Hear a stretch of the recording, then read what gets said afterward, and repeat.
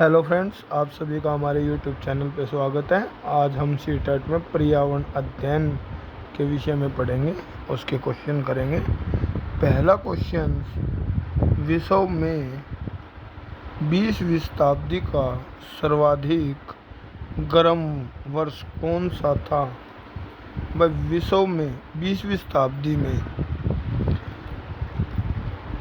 सर्वाधिक गर्म वर्ष कौन सा था? 1978, 1988, 1998 या 2002? तो इसका आंसर बताओ भाई बच्चों, क्या हो सकता है? इसका आंसर 1998। ठीक है भाई, नेक्स्ट क्वेश्चन लेते हैं।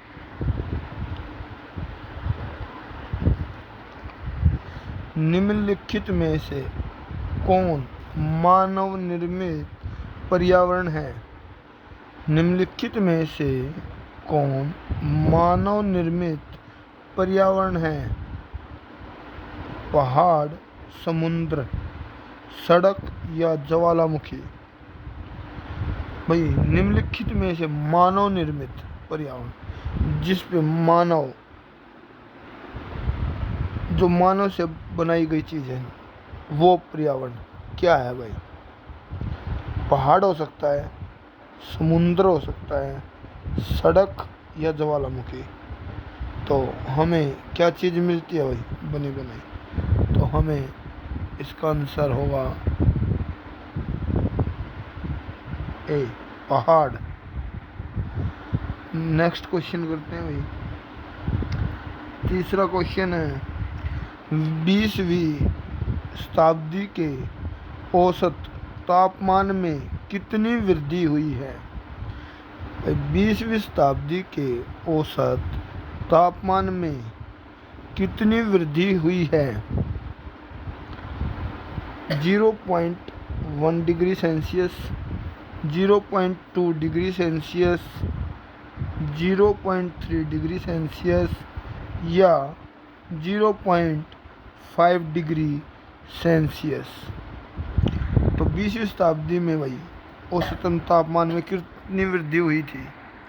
लगभग 0.3। इसका आंसर रहेगा सी। आगे चलते हैं। पृथ्वी के तापमान में वृद्धि का कारण है? पृथ्वी के तापमान में वृद्धि का कारण क्या है भाई? जनसंख्या वृद्धि, ग्रीन हाउस गैस का निरंतर बढ़ाव, औद्योगिक प्रगति या इनमें से कोई नहीं? क्या हो सकता है भाई? पृथ्वी के तापमान में, जो हमारी पृथ्वी है उसका जो तापमान बढ़ता जा रहा है, वो किसके कारण बढ़ रहा है भाई? जनसंख्या के कारण। तो जनसंख्या बढ़नी चाहिए जनसंख्या के कारण। तो दूसरा है ग्रीन हाउस गैसों का निरंतर बढ़ाव। जो ग्रीन हाउस गैसें है, फैक्ट्री वगैरह या किसी भी, या एसी वगैरह किसी से भी निकलने वाली जो गैसें हैं, उनसे हमारा क्या हो रहा है? टेम्परेचर बढ़ता ही जा रहा है। आगे है भाई, प्रदूषित जल उत्पन्न करता है। क्वेश्चन है, प्रदूषित जल उत्पन्न करता है हैजा, पेचिश, अतिसार, इनमें से सभी? फिर से क्वेश्चन पढ़ देता हूँ। प्रदूषित जल, जो जल प्रदूषित है, वह किस चीज़ को हमारे शरीर में ला सकता है? हैजा कर सकता है, पेचिश हो सकता है, अतिसार हो सकता है। तो सारी ही बीमारी हो सकती है। इससे आगे चलते हैं।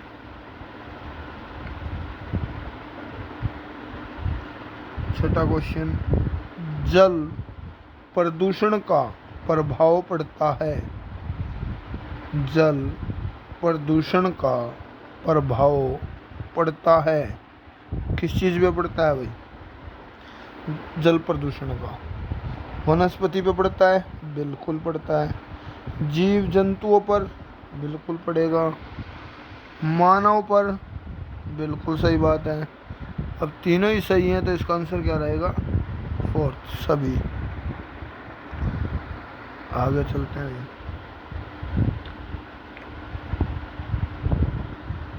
7वां क्वेश्चन है भाई, समुद्र जल में प्रदूषण होता है।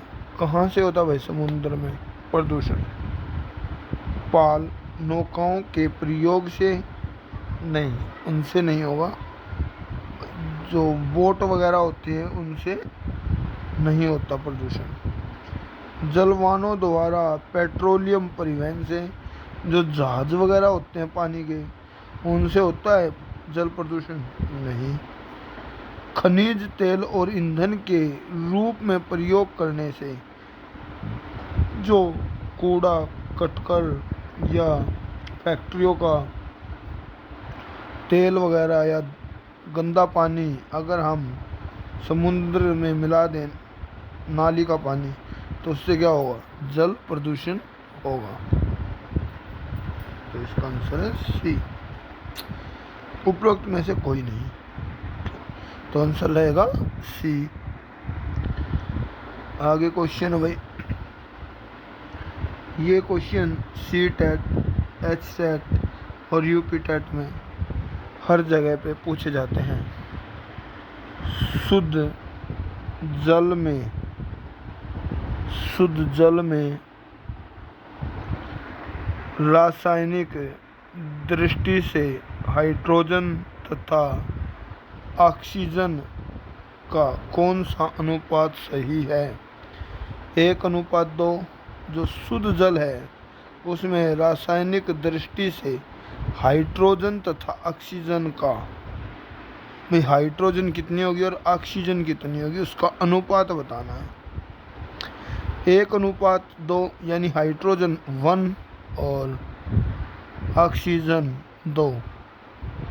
नहीं, गलत है, ये गलत है। दूसरा 2 और 2 हो सकती है भाई, दोनों ही चीज़ें 2 कर दें, तो ये भी नहीं हो सकता।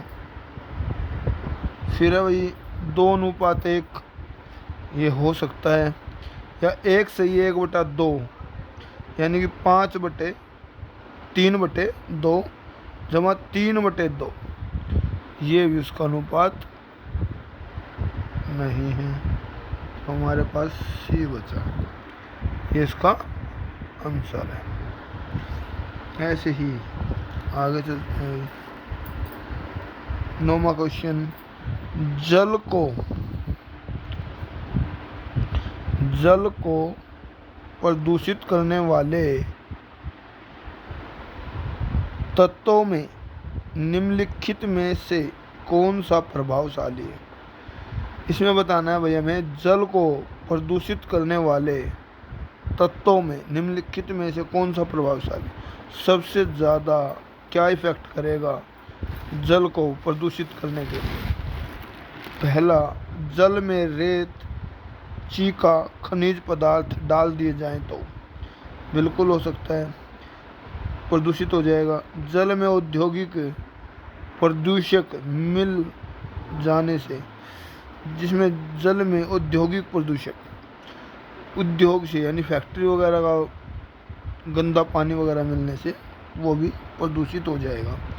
जल में मलमूत्र मिल जाने से, भाई जल में अगर हम मलमूत्र वगैरह चीज़ें मिला दें तो वो भी दूषित हो सकता है।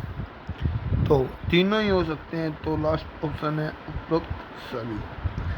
हमें उपरोक्त सभी तभी लगाना है जब हम ये लगे कि सारे ही ऑप्शन सही हैं और लास्ट में ऑप्शन दिया हुआ है उपरोक्त सभी। आगे चलते हैं भाई।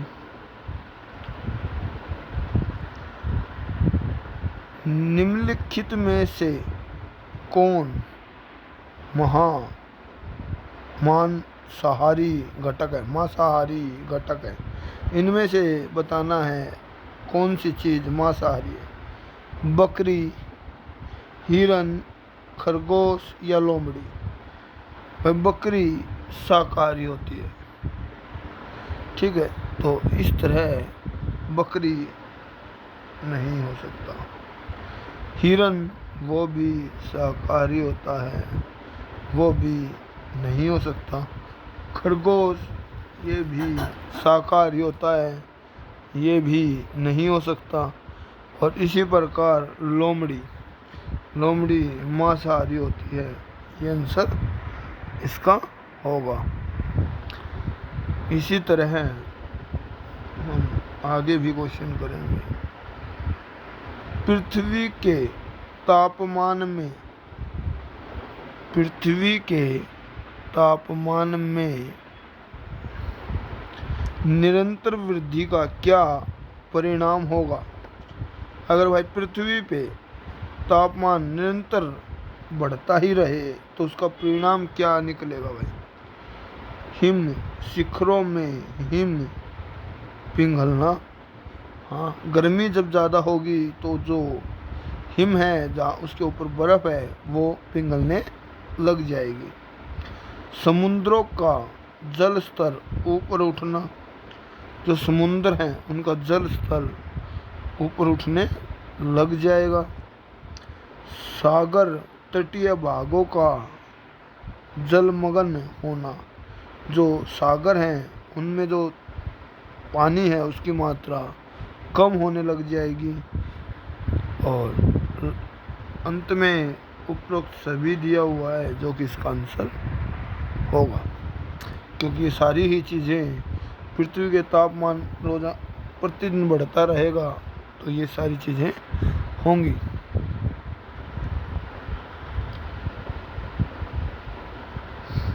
आगे है भाई, पृथ्वी के तापमान वृद्धि से वनस्पति पर क्या प्रभाव गिरेगा। पृथ्वी के तापमान वृद्धि से, अगर पृथ्वी पे तापमान अधिक हो जाए होने से वनस्पति पर क्या प्रभाव पड़ेगा। वनस्पति पेड़ पौधों पर क्या प्रभाव पड़ जाएगा। वन्यगिन बढ़ेगा, पेड़ पौधे सूख जाएंगे। वह जब गर्मी ज़्यादा होगी तो पेड़ पौधे सूख जाएंगे, बिल्कुल सही बात है। वह पृथ्वी वनस्पतिहीन हो जाएगी, तो जो पृथ्वी है उस पे पेड़ पौधे नष्ट हो जाएंगे, ख़त्म हो जाएंगे। तो ये सारी ही चीज़ें पृथ्वी पे तापमान बढ़ने से होंगी। आगे है,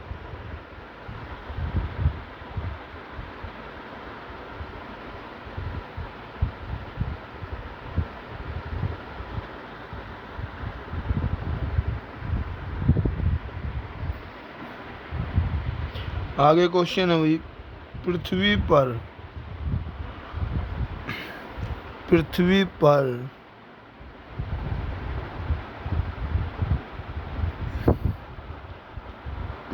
पर तापमान वृद्धि से मानव पर क्या प्रभाव पड़ेगा।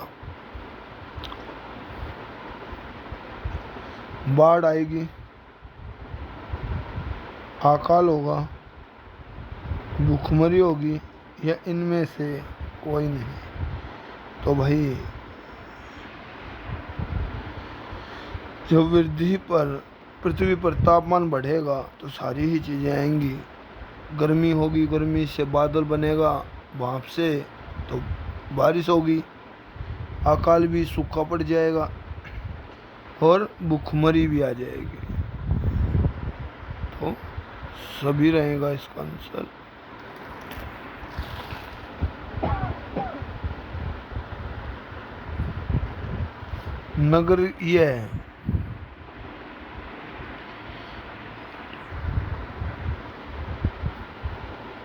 नगरीकरण का पर्यावरण पर क्या प्रभाव पड़ता है। नगरीकरण का जो नगर होते हैं, नगर बनाने से पर्यावरण का पर क्या प्रभाव पड़ेगा भाई?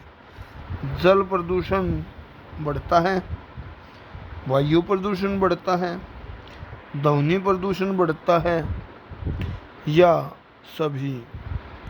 तो भाई जब नगर बनेगा तो जल भी ज़्यादा लगेगा, जल दूषित भी होगा तो जल प्रदूषण भी बढ़ेगा, वायु प्रदूषण भी बढ़ना ही है, और ध्वनि शोर शराबा भी ज़्यादा होगा तो ध्वनि प्रदूषण भी बढ़ेगा।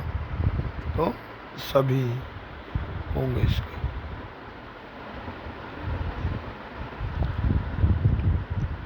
उसके बाद औद्योगिक का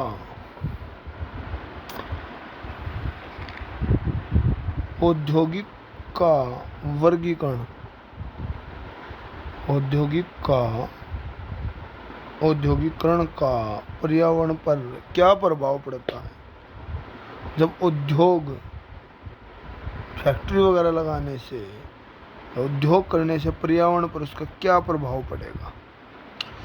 वायु प्रदूषण में वृद्धि होगी, बिल्कुल होगी भाई। उसका धुआं जो फैक्ट्री का, चिमनी का है, वो जब वायु में मिलेगा तो वायु प्रदूषण होगा।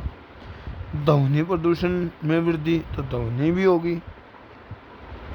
जल प्रदूषण, तो उसका जो गंदा पानी फैक्ट्री का निकलता है उससे जल प्रदूषण भी होगा। ये तीनों ही चीजें इससे होंगी।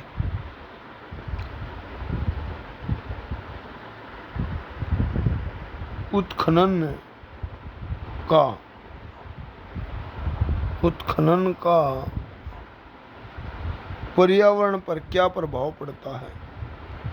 जब उत्खनन होता है भाई, जो जमीन से चीजें निकलती हैं उनका पर्यावरण पर क्या प्रभाव पड़ता है? वन समुदाय नष्ट हो जाते हैं, बिल्कुल। वायु प्रदूषण में वृद्धि हो जाती है, ध्वनि प्रदूषण बढ़ जाती है, या उपरोक्त सभी? तो वनस्पति नष्ट हो जाते हैं। क्या हो जाते हैं भाई? वनस्पति नष्ट हो जाते हैं। तो इसका आंसर क्या रहेगा? उपरोक्त सभी।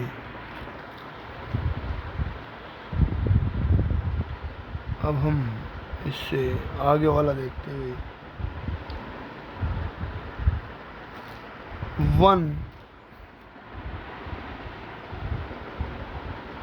वन विनाश का वायुमंडल पर क्या प्रभाव पड़ता है?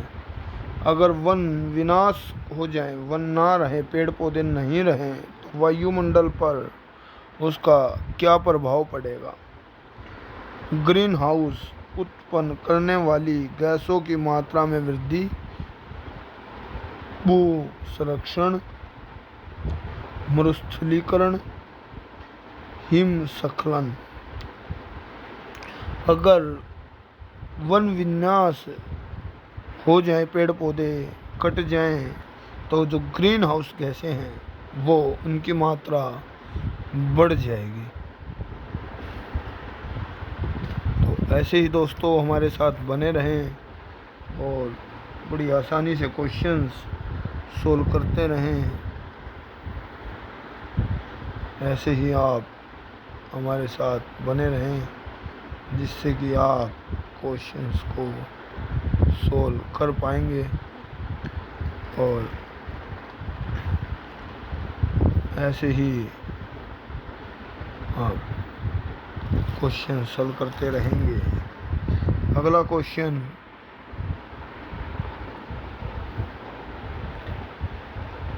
है भाई, आर्थिक विकास हेतु वन विनाश क्यों आवश्यक है?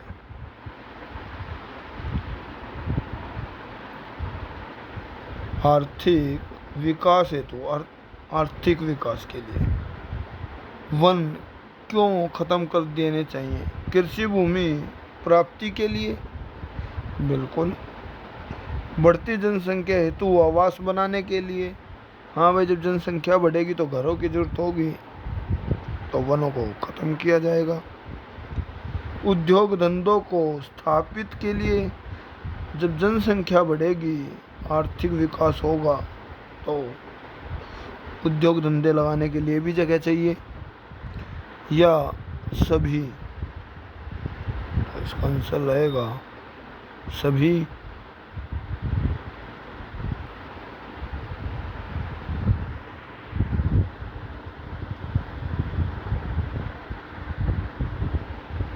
अगला क्वेश्चन है ये, पृथ्वी सम्मेलन अर्थ समिति कहाँ व कब हुआ था? क्वेश्चन दोबारा से बोल देता हूँ, पृथ्वी सम्मेलन कहाँ व कब हुआ था? Tokyo 1972, Rio de Janeiro 1992, Stockholm 1978 या नई दिल्ली 2002? तो इसका आंसर रहेगा भाई आप भी बिल्कुल सही आंसर है इसका। ऐसे ही हम आगे भी चलते रहेंगे और आपको बड़ी आसानी से क्वेश्चंस सोल्व कराते रहेंगे। आर्थिक विकास का पर्यावरण पर क्या प्रभाव पड़ता है? जो आर्थिक विकास है उसका पर्यावरण पर क्या प्रभाव पड़ेगा भाई?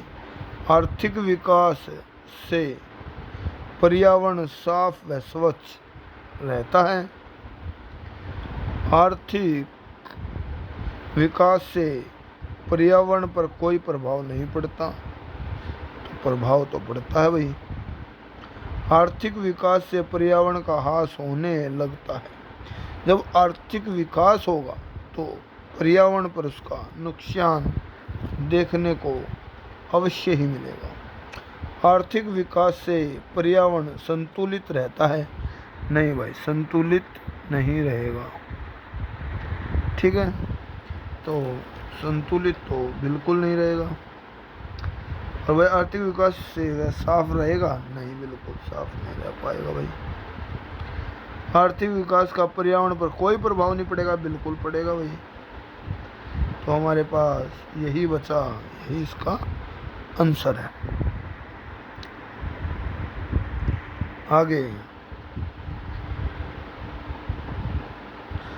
आगे वाला क्वेश्चन, आर्थिक विकास से निम्नलिखित कौन कौन से हित स्वतंत्र होने लगती हैं? कौन कौन सी चीज़ें स्वतंत्र होंगी? आर्थिक विकास से निम्नलिखित कौन कौन सी चीज़ें स्वतंत्र होने लगेंगी? वनों का विनाश, औद्योगिकरण, नागरीकरण या ये सभी? तो जब आर्थिक विकास होगा तो इन सारी ही चीज़ों पे स्वतंत्रता देखने को मिलेगी। वनों का विनाश हो जाएगा, औद्योगिकरण में गिरावट आएगी, नगर में भी गिरावट आएगी और सभी चीज़ों में गिरावट देखने को मिलेगी। आगे क्वेश्चन भी, आर्थिक विकास के लिए मानव भूमि प्राप्ति हेतु निम्नलिखित में से कौन सी क्रिया करता है? क्वेश्चन फिर से रिपीट कर देता हूँ। आर्थिक विकास के लिए मानव भूमि, जो मानव की भूमि है, प्राप्ति हेतु निम्नलिखित में से कौन सी क्रिया करता है? वन विनाश करता है, पहाड़ी भूमि समतल करता है, मैदानों में कृषि करना बंद कर देता है या गहरी खाइयों को भरना प्रारंभ कर देता है? क्वेश्चन को फिर से पढ़ो।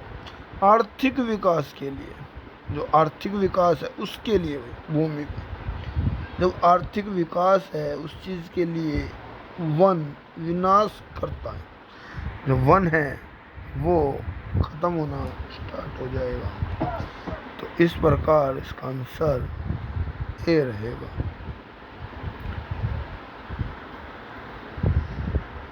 आगे है भाई, निर्धनता से क्या अभिप्राय, निर्धनता से क्या तात्पर्य है। तो क्वेश्चन, जीवन स्तर न्यूनतम होगा, जीवन कोपार्जन से के साधन उपलब्ध न होना, भौतिकी आवश्यकताओं की पूर्ति न होना, न्यूनतम भौतिकी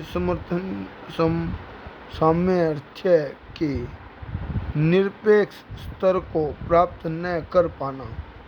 निर्धनता भाई से क्या, निर्धन होना किसी चीज़ से, तो न्यूनतम भौतिक समर्थन के स्तर से नीचे पाया जाएगा भाई। जब कोई चीज़ गरीब है या कोई कम है कोई चीज़, तो उसका आय कम रहेगी। निर्धनता, निर्धनता मतलब कम होना। आगे क्वेश्चन है,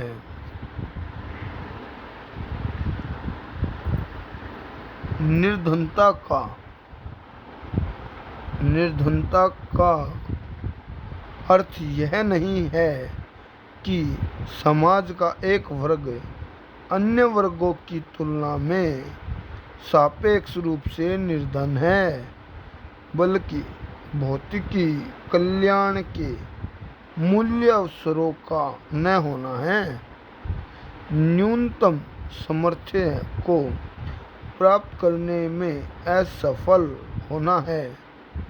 उक्त विचार निम्नलिखित में से किस अर्थशास्त्री के हैं। भाई इसमें से आपको ये बताना है किस अर्थशास्त्री ने ये बात कही है।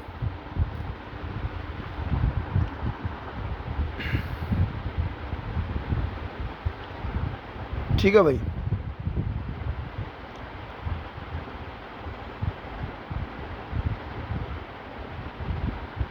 तो अभी हम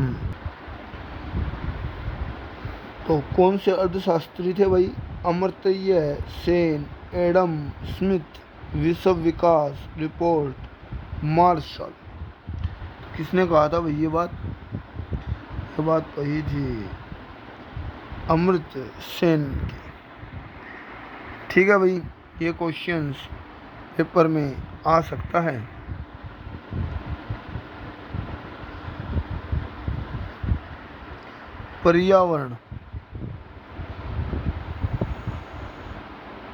पर्यावरण संरक्षण का अभिप्राय है प्राकृतिक संसाधनों का संरक्षण, दूसरा आर्थिक संसाधनों का संरक्षण, तीसरा सांस्कृतिक साधनों का संरक्षण, या इनमें से कोई नहीं।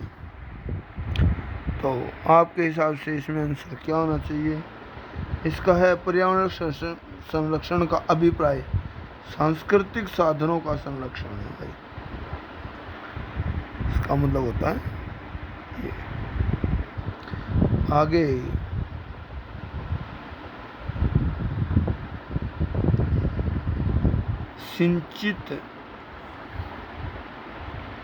सिंचित कृषि के लिए सबसे बड़ा खतरा है। सिंचित जो कृषि होती है वह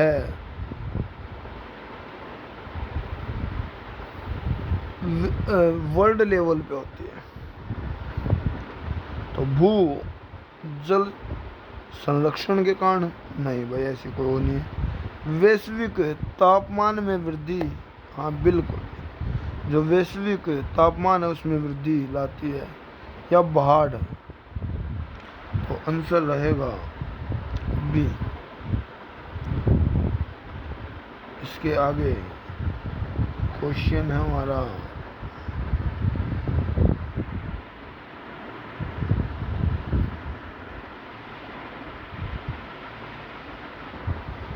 भारत में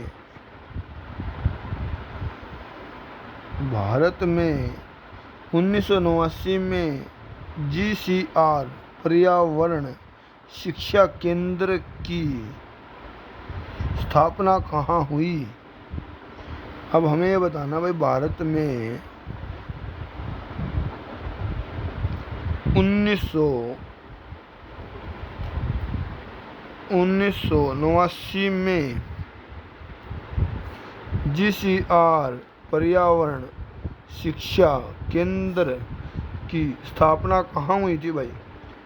देहरादून में हुई थी, चेन्नई में हुई थी, उदयपुर में हुई थी या बेंगलुरु में हुई थी? तो जो भारत में पहली GCR पर्यावरण शिक्षा केंद्र की स्थापना हुई थी वो चेन्नई में की गई थी भाई। और लास्ट क्वेश्चन है आज का हमारा, दूरदर्शन रेडियो नाटक कवि गोष्ठियों एवं सिनेमा द्वारा दी जाने वाली पर्यावरण शिक्षा को कहते हैं। जो इन चीज़ों के द्वारा जो पर्यावरण शिक्षा दी जाती है उसे क्या कहते हैं? दूरदर्शन द्वारा दी जाने वाली, रेडियो नाटक कवि गोष्ठी यानी किताब वगैरह, सिनेमा हॉल द्वारा दी जाती हैं। औपचारिक पर्यावरण शिक्षा, अनौपचारिक। तो कैसी होती है भाई वो? औपचारिक होती है या अनौपचारिक? पाठ्यक्रम शिक्षा तो होती नहीं, विद्यालय शिक्षा होती नहीं, क्योंकि हर चीज़ से दी जाती है। या तो वह औपचारिक होगी या वह अनौपचारिक होगी। तो वो चीज़ कैसी होती है? अनौपचारिक। तो आज के हमने सभी क्वेश्चंस किए पर्यावरण से रिलेटेड, और ऐसे ही आप हमारे साथ बने रहें CTET, STET, DSSB के लिए। और इसमें से कम 4 से 5 क्वेश्चन आपको एग्ज़ाम में देखने को मिलेंगे। तो किसी बच्चे को कोई दिक्कत आती है क्वेश्चंस करने में तो वो हमें कमेंट करके बता सकता है, और बहुत जल्द हम अपनी लाइव क्लास लेकर आएंगे आप लोगों के बीच। तो आप सभी हमें ऐसे ही प्यार बनाए रखें, लाइक करें, शेयर करें एंड सब्सक्राइब करें, और अपने दोस्तों को शेयर करते रहें। जो भी CTET, STET, UPTET या किसी भी टीचिंग एग्ज़ाम को देना चाहता है उसको ये वीडियो शेयर करें। Thank you.